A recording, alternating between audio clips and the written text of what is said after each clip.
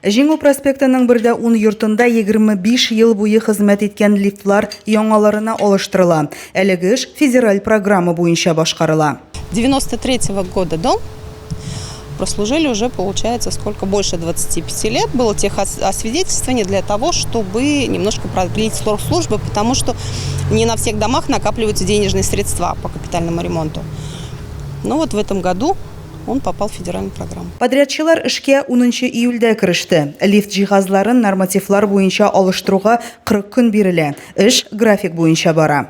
У нас как бы железо полностью сделано, остается пусконаладочная работа, установка кнопок и разключение безопасности. Все современное. Йорт 9 катлы. Шуңа күрә бу җәйдә биредә яшәүчеләргә уңайсызлыклар кичерергә туры килде әлбәттә. Әмма алар зарланмый һәм лифтның эшләп китүен түземсезлек белән көтәләр. Мы на 5-м, да ничего, похудеем. Полезно походить-то.